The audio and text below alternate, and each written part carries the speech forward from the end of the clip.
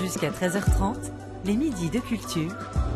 Nicolas Herbeau, Géraldine Mosna-Savoie. Place donc à la rencontre. Aujourd'hui, notre invitée est actrice. Comme des milliers, millions même de spectateurs, je l'ai découverte en 2015, psychiatre à la DGSE. C'était dans la série Le Bureau des légendes. Derrière l'autorité, la froideur, les règles, son personnage laissait apparaître de l'humanité, des sentiments, des sorties de route. Demain, sur les écrans, dans le dernier film de Catherine Breillat, l'été dernier, elle joue aussi une femme bien sous tout rapport, avocate reconnue, mère épanouie, jusqu'au jour où elle rencontre son beau-fils et risque de tout perdre. Bonjour Léa Drucker. Bonjour. Bienvenue dans les Midis de Culture. Merci. Est-ce que vous avez déjà pris le risque de tout perdre, Léa Drucker? Le risque de tout perdre, je crois pas. Je sais pas. Mais tout perdre, c'est-à-dire... D'être dans une situation où vous êtes emporté vers quelque chose qui mettrait en péril tout. Votre carrière, votre famille.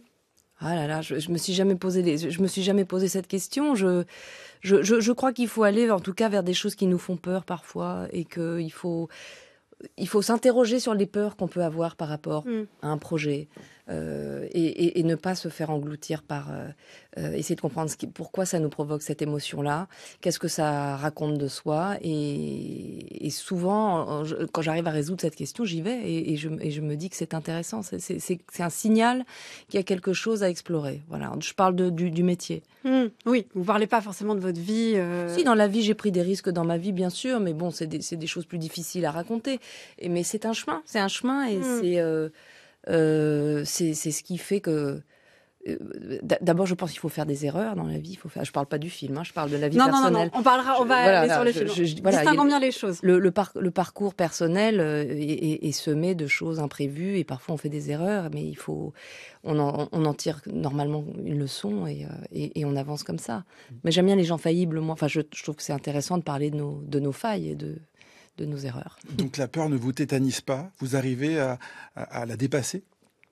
Jusqu'ici, moi j'ai des peurs de l'enfermement, de choses. En fait, j'ai peur de ce qui stagne, d'être enfermé, d'être bloqué. Voilà, ça c'est des peurs très Donc ancrées un dans ma ascenseur, vie. par exemple. Un ascenseur, un embouteillage, enfin des choses où on ne peut plus avancer. Et ça prend des formes concrètes, mais en fait, ça raconte quelque chose. Dans le film de Catherine Breillat, l'été dernier, elle en revient sur le film. Anne, le personnage que vous interprétez, à un moment donné, cette réplique, alors j'arrive pas précisément à m'en souvenir, mais je vais quand même restituer l'idée. Elle parle justement de peur, elle dit que ce qu'il y a de plus horrible, c'est d'avoir peur. Quand on a peur de tout perdre, on est comme pétrifié, on est figé, et il vaut mieux prendre le risque d'y aller, en fait, s'effondrer. C'est sur la chute, non? C'est pas la peur de tomber, mais c'est la peur de la tentation irrépressible de la chute. C'est un peu... en effet, c'est souvent ce que raconte Catherine Breillat dans les films, ce dont elle parle, c'est sur le... Elle va très très loin dans l'intime, dans le désir féminin, et dans les risques qu'une femme peut prendre dans son parcours de vie amoureuse, on va dire.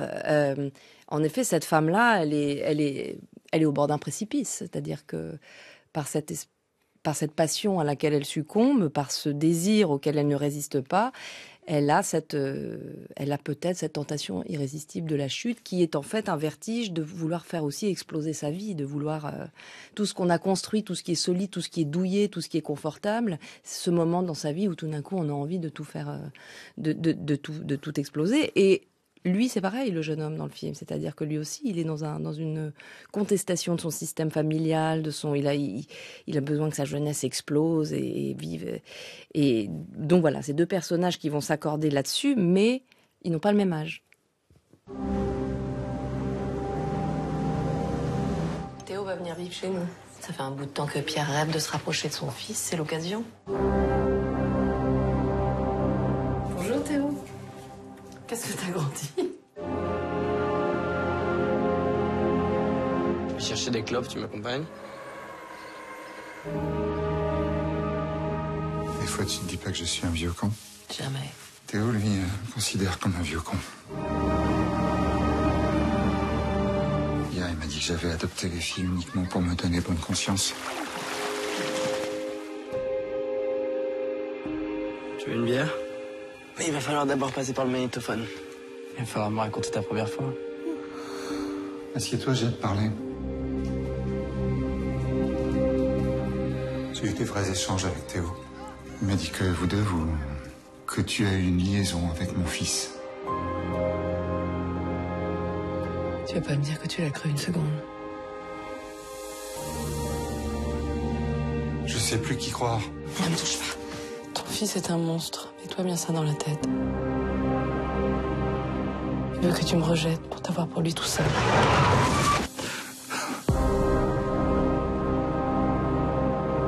On est une famille.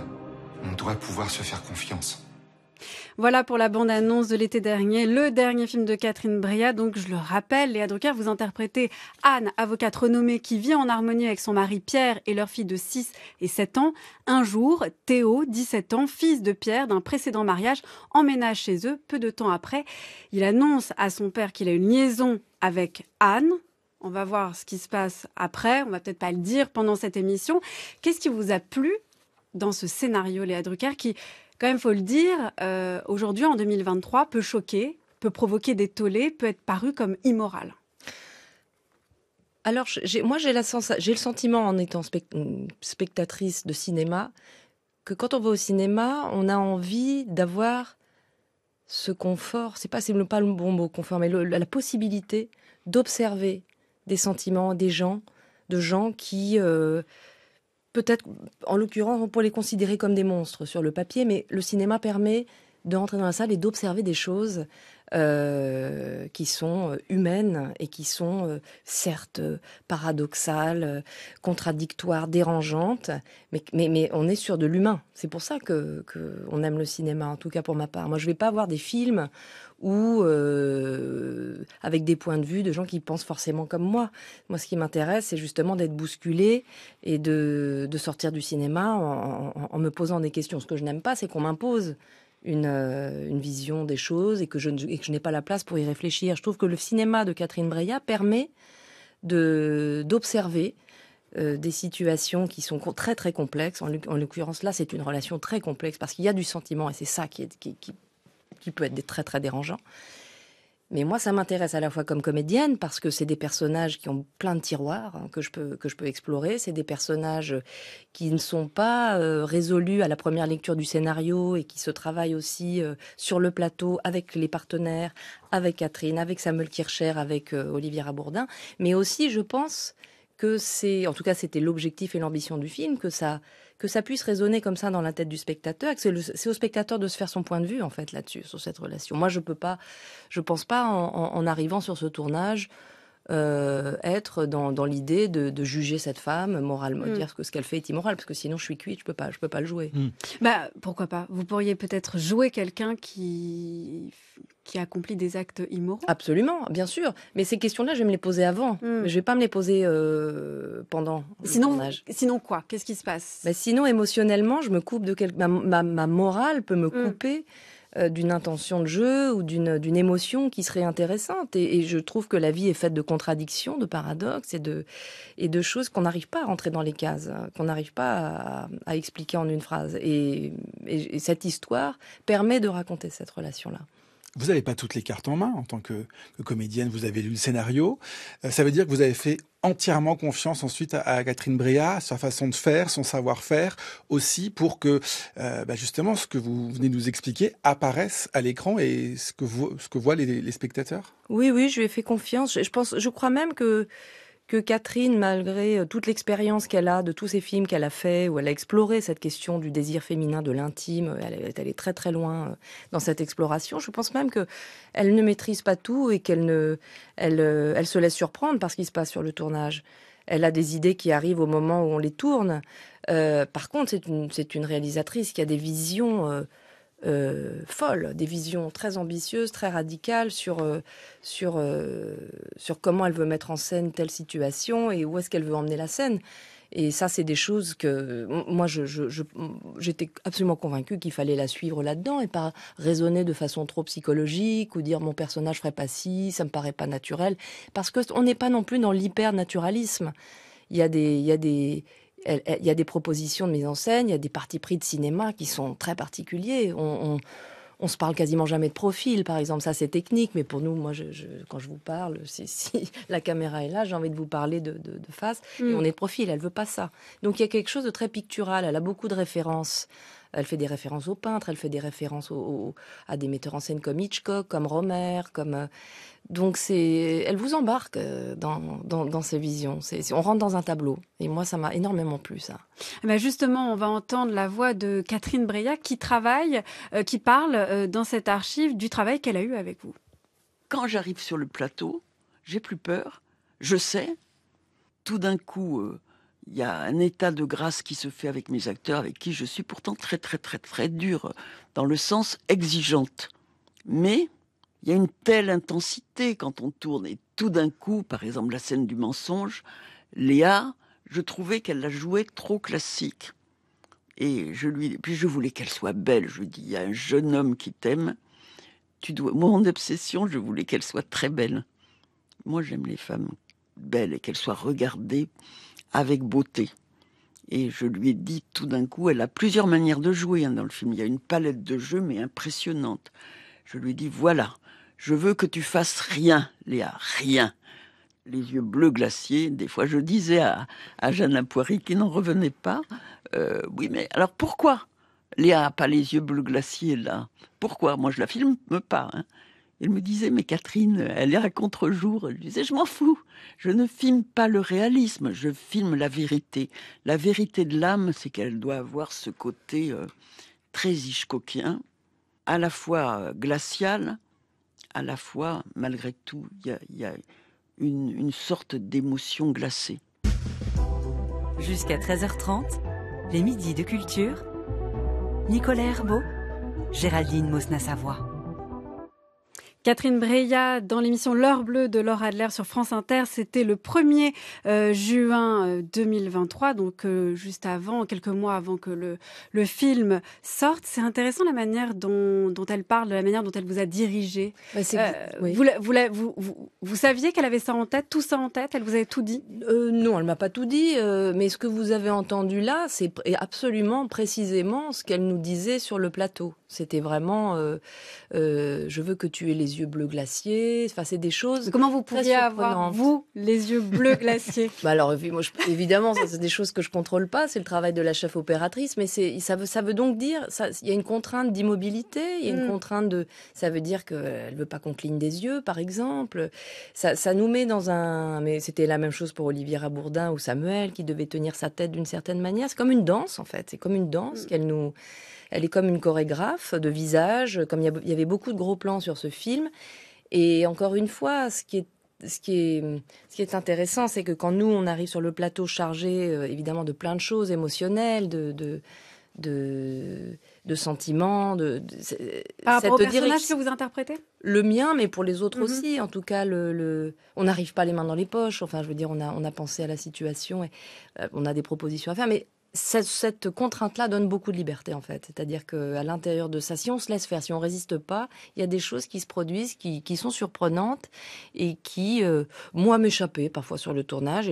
Et après, j'ai vu le film et j'ai vu le montage et je trouvais que ça fonctionnait très, très bien. Ce qui est intéressant aussi, c'est que Catherine Breillat, dans cette archive, elle dit il y a beaucoup de palettes de jeux de Léa dans ce film, parfois classiques, je la veux aussi parfois très belle, et puis parfois, je lui dis ne fais rien. Oui. Comment on joue le rien? Mais rien, c'est quelque chose, en fait, parce que si je vous dis ne faites rien, il se passera toujours quelque chose. Rien, ça veut dire ne pas montrer, ça veut pas dire forcément démontrer ce qui se passe à l'intérieur de nous, c'est juste oser avoir une apparence assez calme et laisser vivre à l'image ce qui se passe à l'intérieur de vous. Et le cinéma permet ça, c'est plus difficile au théâtre. Mais le cinéma, la caméra permet ça, de montrer ce qui se passe à l'intérieur. Mais il faut qu'il se passe des choses à l'intérieur. Parce que si vous faites rien, tout le monde peut s'endormir. Ça, c'est quelque chose qui me fascine. C'est-à-dire que, par exemple, dans les scènes de sexe, c'est peut-être aussi un cas à part, mais donc il y a des gros plans sur vos visages, au jeune Théo et à vous qui interprétez Anne. Et à ce moment-là, on a l'impression qu'on perçoit quelque chose de votre intériorité sur votre visage. À quoi on pense dans ces moments-là? Qu'est-ce qui se passe, justement? On est moi, j'étais à un moment, dans un état un peu second, dans un état, je le dis souvent, mais c'est de rêve éveillé, à la fois très consciente de ce qui se passe, bien sûr, mais il y a un endroit où il faut se laisser porter par ce qui se passe sur le plateau, par les indications, par le rapport qu'on a à l'autre, au partenaire, à Samuel ou à Olivier, et puis se laisser embarquer par les images qu'elle nous envoie, parce encore une fois, elle nous envoie des images, le Caravage, les mouvements de tête étaient très précis. C'était assez rassurant d'ailleurs, parce que pour faire des scènes d'intimité, c'est très rassurant quand vous donne un dessin et qu'on vous dit ce qu'on va voir, ce qu'on va pas voir, et où est-ce que vous allez mettre votre main, et tout ça est très dessiné. Et à l'intérieur de ça, il y a une sorte d'improvisation qui se lance, et ça demande un abandon, bien sûr, ça demande une grande confiance dans le metteur en scène, et dans le partenaire, bien sûr. Vous connaissiez Samuel Kircher ou pas du tout? Non, je ne le connaissais pas. Jeune comédien, c'est son premier rôle, d'ailleurs première expérience au cinéma. Et il y a donc de nombreuses scènes de sexe entre vous dans ce film. Comment vous avez travaillé justement avec lui? Est-ce que vous étiez gêné? Est-ce que vous avez fait appel, par exemple, on sait qu'aux États-Unis, il y a beaucoup aujourd'hui ce qu'on appelle des coordinateurs d'intimité qui vous aident aussi à créer cette chorégraphie dont vous parliez tout à l'heure. Comment vous avez fonctionné? D'abord, on a tourné plein d'autres scènes avant d'arriver dans cette zone-là. Et puis on a discuté un petit peu ensemble, de façon très timide, tous les deux. Il m'a dit j'ai un petit peu peur. Je dis moi aussi, j'ai pas tellement l'habitude. Donc on était deux acteurs qui n'avions pas tellement l'habitude de faire ça. Et à la fois, moi j'étais bien consciente que j'étais beaucoup plus âgée, donc c'était aussi, je me sentais beaucoup plus responsable.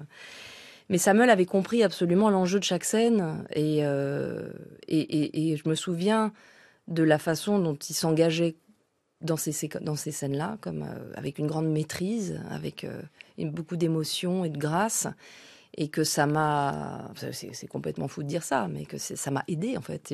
C'est plutôt lui qui m'a aidé à le suivre, et on s'entendait très bien. Puis il n'y avait pas de confusion du tout sur ce qu'on faisait, c'est-à-dire qu'on était dans quelque chose de très chorégraphié, j'allais dire presque de mécanique, mais à l'intérieur de ça, il fallait qu'on soit quand même sensible. On ne peut pas être que technique là-dedans.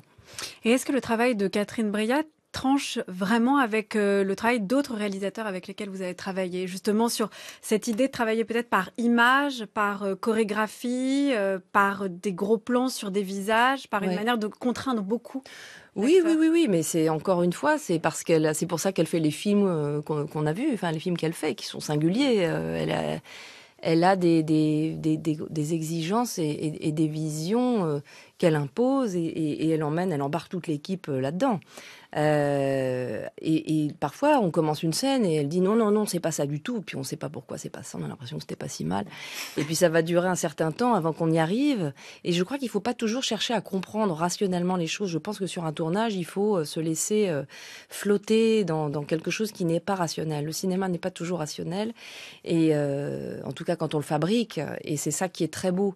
Et moi, j'ai beaucoup aimé cette façon de travailler, mais même si j'ai eu peu d'expériences comme ça au cinéma, j'ai pu avoir des expériences au théâtre, par exemple. J'ai eu la chance de jouer dans des pièces de Beno Besson, par exemple, il y a fort longtemps, où on avait des masques, par exemple. Donc le masque est une très grande contrainte, mais en fait, on peut tout faire. Voilà, on peut tout.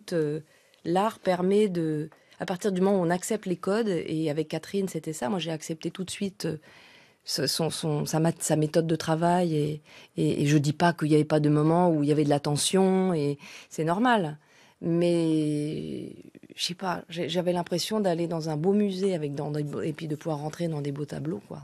C'est très excitant. C'est intéressant que vous parliez de masque, parce que vous jouez, j'ai parlé de votre rôle dans le Bureau des légendes, que je trouve assez similaire à celui d'Anne dans le film de Catherine Breillat, parce que ce sont deux femmes qu'on trouve assez rigides et qui vont laisser transparaître des sortes de sortie de route, si je puis dire, de failles et de questionnement, en tout cas, comme si tout à coup, à l'écran, se révélait le fait que tout ne pouvait pas rouler à l'intérieur d'un cadre et de règles qu'on s'était fixées. Est-ce que vous avez l'impression qu'il y a un parallèle entre ces deux personnage-là, c'est-à-dire de façade et de pouvoir travailler sur cette idée du masque, ou vraiment c'est deux rôles qui n'ont rien à voir? Non, je vois, il y a une petite... je vois le lien. C'est des personnages on croit qu'on sait qui ils sont et en fait pas du tout. Aussi. Et ils nous montrent d'ailleurs même qu'eux-mêmes ne savent pas qui ils sont. Et ben voilà, c'est ça qui est génial. Enfin, c'est ça qui est très... très intéressant, notamment dans ce personnage de l'été dernier. Et c'était pareil dans le Bureau des légendes, c'est qu'on pouvait afficher... Enfin, je dirais que dans l'été dernier, c'est une femme qui sait très bien, qui a l'air de maîtriser les choses. C'est pas quelqu'un qui... c'est pas une femme inconsciente. Hein. Elle est avocate, spécialisée dans les droits de l'enfance. Enfin, elle a le contrôle des choses, sauf que là, elle le perd complètement à cause de cette rencontre un peu fatale, quoi. Donc, alors que dans le Bureau des légendes, il y avait un masque qui était construit aussi qui était aussi de la manipulation. Ouais. Elle perd le contrôle de sa vie parce qu'il se passe aussi des choses dans sa vie. Alors cette rencontre, c'est un déclic, ou alors aussi dans ce personnage-là, on sent qu'à un moment donné, on a cette envie de faire tout exploser. On en parlait tout à l'heure de cette chute, la routine, peut-être. Le fait de vieillir aussi, c'est un personnage qui est bien installé dans sa vie et qui peut-être s'interroge sur son avenir. Oui, il y a plein de choses que j'ai pu ressentir. En effet, elle dit à un moment donné à son mari, t'es un normopathe, et les normopathes, ça m'emmerde. Et donc, elle est à la fois, elle s'est volontairement installée dans cette maison magnifique, douillet, bourgeois, c'est ce qu'elle a voulu. Et à la fois, elle est à cet âge où on se demande, sans que ce soit caricatural, c'est pas elle aime son mari l'aime, il n'y a pas c'est pas cet ennui-là qui est insurmontable, mais quand même, il y a quelque chose c'est un personnage qui est quand même particulier, qui a eu un passé aussi particulier. C'est dit de façon très, très délicate et très subtile dans le film, mais moi, j'ai eu cette sensation qu'elle voulait rejouer quelque chose qui s'était mal passé au départ, qu'il y avait cette tentation un peu irrépressible de rejouer les choses en bien. Mais ce qui est une illusion, et en plus, probablement quelque chose qui va être très destructeur pour tout le monde. Mais c'est sa folie. Ce film, c'est véritablement un drame, mais avant ça, vous avez joué aussi dans des comédies, et avant les comédies, on a pu vous entendre là. Je suis cachée dans la rue, sauras-tu me trouver ? C'est Léa, téléphone. Souvenez-vous l'époque où Léa était chaperonnée par Tati. Cette époque est finie. Ensuite, elle a été chapeautée. Et puis ensuite, elle a mangé un très très bon chapon. C'est ça, mais ça on s'en fout à la limite. Ah oui, à la limite. Léa, oui, nous allons vous laisser avec Daniel Prévost. Présentez-lui un peu des gens avec qui vous êtes, parce que Daniel me disait off the mic, qui veut rien dire en français. J'aime rencontrer des gens nouveaux, leur emprunter de l'argent, etc. Bon, alors je vais vous présenter. Je présente à Daniel Prévost, Monsieur Enzo. Oui, bonjour. C'est un jeune garçon qui va avoir 19 ans, qui a commencé le Ramadan il y a quelques jours. Et qui aime l'or, l'argent, il n'y a pas quelques jours quand même. Il y a quelques jours. Ah bon? C'est pas aujourd'hui? Ça commence aujourd'hui. Oui. Donc c'est pas quelques jours, on est bien d'accord. On est bien d'accord. Vous avez fait une erreur grave. C'est ça qu'on attend. C'est ça, c'est le Daniel Prévost que j'aime bien. C'est le professionnel, la déontologie, pardon madame. Là j'aime bien, c'est bien. Excusez-moi, j'ai le sentiment que vous aurez un salaire moindre. Là. Alors, on les laisse tous les deux. Pendant ce temps-là, Ariel, allons prendre une douche. Par contre, je vais prendre une douche. La grosse boule Radio Nova, Édouard Baird, Ariel Wiesman, c'était en 1995. Vous avez commencé avec ça, Léa Drucker? Oui, à peu près. Oui, ça faisait partie de ma. J'avais déjà commencé à être comédienne. Je faisais des petits boulots à côté. Voilà, je passais des castings, et puis j'ai été embauchée par Édouard et Ariel sur la grosse boule, en effet, pour aller. J'avais besoin de travail, et puis. Mais ça s'est fait dans l'heure, c'est-à-dire qu'ils m'ont dit passe, ils m'ont donné un bebop, ou je sais plus ce que c'était, les premiers portables. Ils m'ont vraiment poussé dehors et ils m'ont dit tu nous trouves des gens pour parler en direct dans l'émission. Donc j'ai passé un certain temps dans les rues de Paris à à trouver des gens pour communiquer avec eux, et je riais beaucoup. Ça, c'était vraiment très joyeux. Mais qu'est-ce que ça vous a appris, cette expérience? Est-ce que ça vous a appris à réagir tout de suite, à trouver la meilleure punchline, la meilleure répartie? C'était difficile de les dépasser, de ce côté-là. Surtout à distance? Surtout à distance, mais ce qui était amusant, c'était de trouver des personnalités dans la rue où il fallait que je sente que ça allait marcher, que ça allait coller, ou que ça allait devenir un peu surréaliste. Et ça m'a appris que d'abord, honnêtement, j'ai trouvé que c'était super de faire de la radio. J'ai adoré ça. J'ai adoré aller dans les studios. Après, dans le studio, je traînais à Radio Nova pendant des heures sans rien faire. Sur les canapés, et puis à regarder les gens passer. Donc c'était un environnement qui me plaisait, à la fois la radio, puis à la fois être dans la rue et parler aux gens. C'est vrai que je suis très... je crois que j'aime bien parler avec les gens, donc ça m'a... Vous êtes bien là, finalement?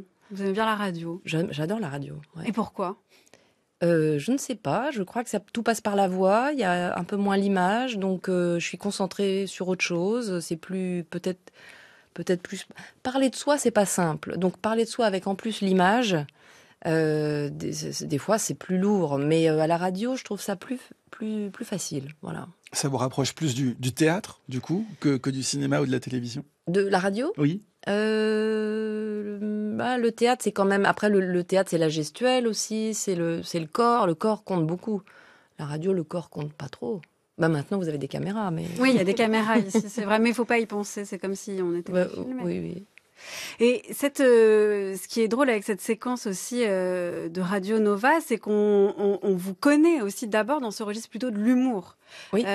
Comment vous avez réussi à négocier le passage au drame? Parce que là, même pour moi, la transition a été difficile à faire entre parler du dernier film de Catherine Breillat et embrayer sur la tête immobile. Voilà, oui. La tête immobile. En fait, je crois que c'était mon premier fantasme du métier. Mes modèles étaient des acteurs souvent anglais ou anglais. Je voyais, ils faisaient tout. Ils faisaient des comédies, ils faisaient du théâtre, ils faisaient de la télé, ils faisaient du drame.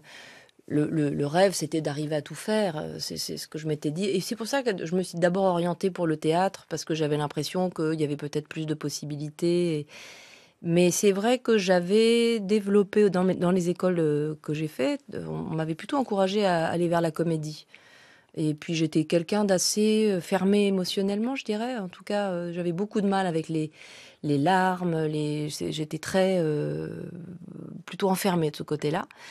Alors ça m'a demandé un long travail où j'ai fait des stages avec... Et j'allais vous demander, parce que ça veut dire que vous n'arriviez pas à pleurer sur commande? Ah, Non, ça ne veut pas dire que j'étais insensible, c'est juste que tout était très enfermé. Comment on apprend alors? Mais c'est quoi ces stages de larmes? Mais ça, c'est c'est pas des stages de larmes, Dieu merci.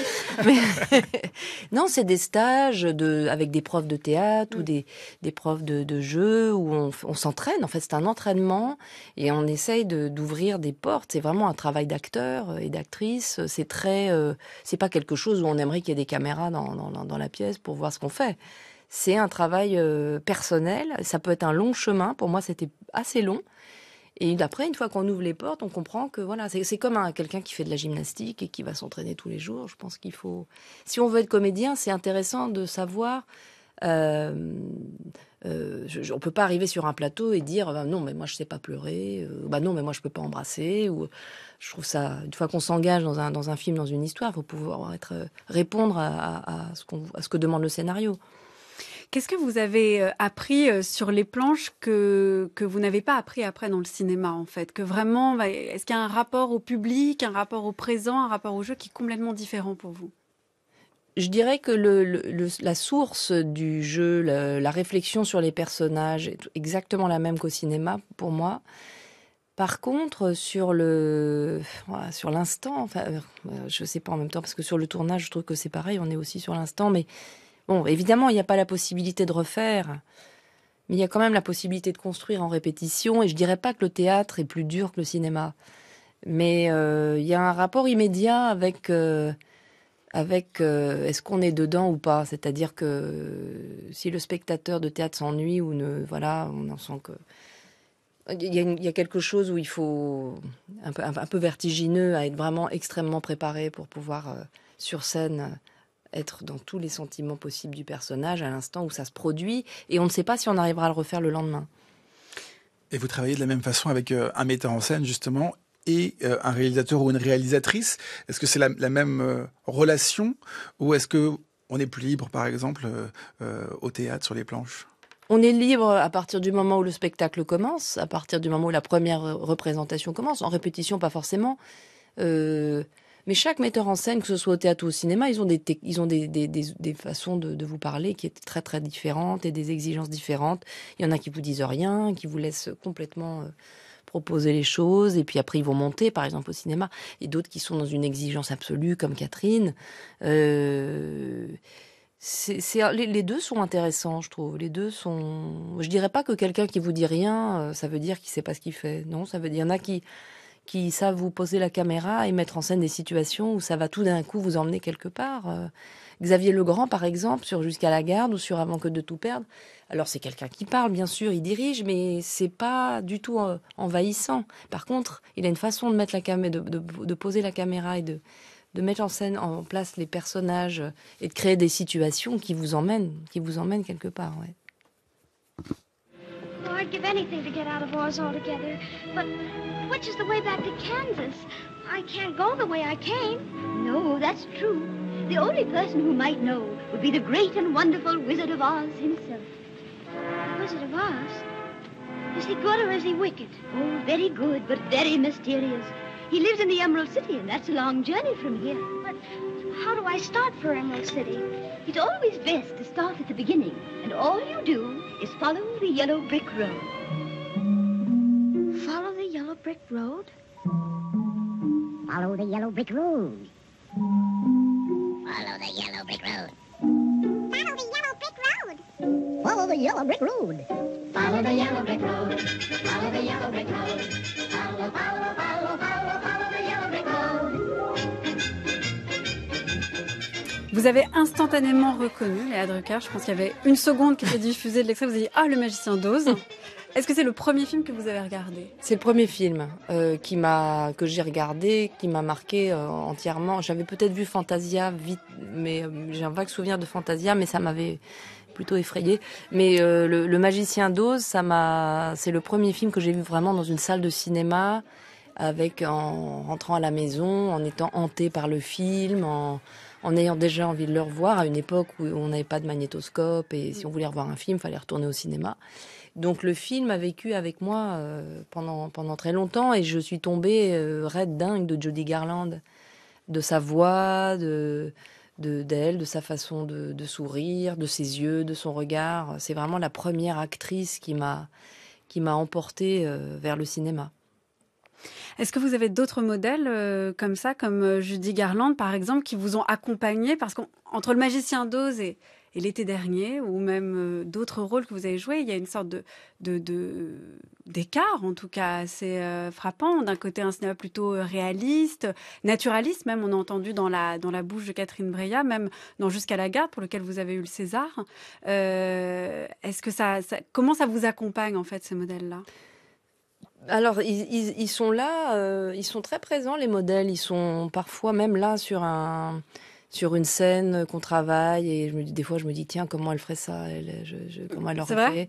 Et ça veut pas du tout dire que j'arriverai à faire pareil, peu importe, mais ça envoie sur des rêves. En fait ça fait rêver, les grandes actrices de cinéma, moi elles me font rêver, donc que ce soit dans des registres très sombres ou que ce soit dans des choses absolument merveilleuses, mais moi, ça me provoque des émotions. Je pense à des images. Je peux penser à Meryl Streep dans l'ascenseur, dans Kramer contre Kramer, et clac. Si j'ai besoin. Des fois, on va chercher des émotions. Moi, je vais chercher dans des images de cinéma. Quel rôle vous rêveriez qu'on vous propose? Une comédie musicale. Vous dansez bien? Vous chantez? Je chante pas trop mal. J'irai pas faire un disque et vous assommer de ça, mais je veux dire, on vous demanderait pas de chanter. Hein, non, mais j'aime bien chanter, j'aime bien faire de la musique et j'aime bien danser. Donc, j'adorerais jouer un personnage dans une comédie musicale. Et ça, il y a des projets comme ça qui peuvent... C'est pas facile de produire des comédies musicales aujourd'hui. Enfin, il y en a eu. On a eu La La Land, on a eu plein de films, mais ça se fait pas tous les jours. Et vous pourriez pas monter ce genre de projet? Vous aimeriez passer de ce côté-là? Oui, ça j'aimerais. Sans passer tout de suite à la comédie musicale, mais d'abord... J'aimerais bien diriger des comédiens, bien sûr. J'aimerais bien travailler avec des acteurs sans jouer. Parce que je travaille beaucoup avec les acteurs en jouant avec eux, mais j'aimerais bien et travailler avec des comédiens dans ce sens-là. Vous avez des idées? J'ai des idées, mais elles sont pas. J'en ai 2-3, mais elles n'arrivent pas encore à s'ancrer dans le sol au point mais ça, de plus en plus, en fait, oui.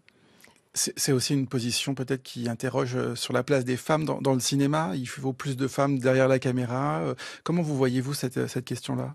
Mais je trouve qu'il y a une ouverture depuis quelques années qui est assez fantastique et qui nous permet à nous, actrices, d'avoir des personnages de plus en plus intéressants. Et quel que soit l'âge qu'on a, il y a encore énormément de travail à faire de ce côté-là. C'est pas du tout que maintenant c'est facile, passer 40 ans, de trouver des rôles. C'est pas ça que je veux dire. Mais je trouve le fait qu'il y ait beaucoup de femmes dans les comités d'écriture, de plus en plus de femmes productrices, scénaristes, réalisatrices, ça ouvre pour nous des rôles hyper intéressants.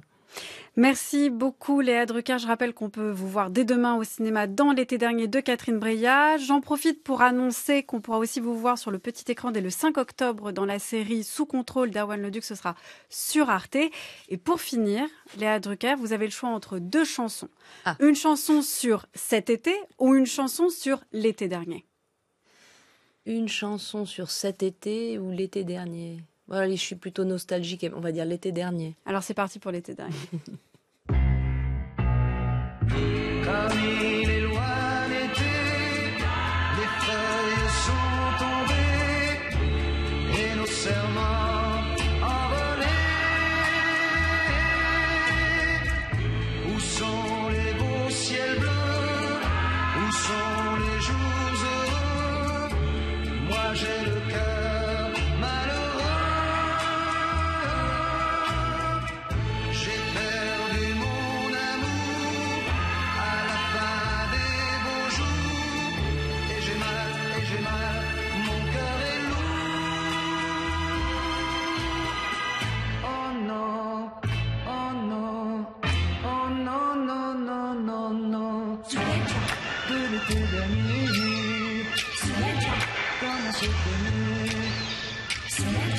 Tu l'avais juré. Souviens-toi. Sur le grand rocher. Souviens-toi. La mer à nos pieds. Souviens-toi. Le soleil brillait. Jamais je ne pourrai l'oublier. Une feuille est tombée doucement à mes pieds. Et c'est alors que j'ai pleuré. À la fin des beaux jours, elle est morte à son tour, me rappelant notre amour. Et un grand merci à l'équipe des Midis de Culture qui sont préparés par Aïssa Touendoy, Anaïs Isbert, Cyril Marchand, Zora Vignier, Laura Dutèche-Pérez, Manon Delacelle, réalisation Nicolas Berger, prise de son Grégory Wallon. Pour réécouter cette émission, rendez-vous sur le site de France Culture à la page de l'émission. À demain, Nicolas. À demain, Géraldine.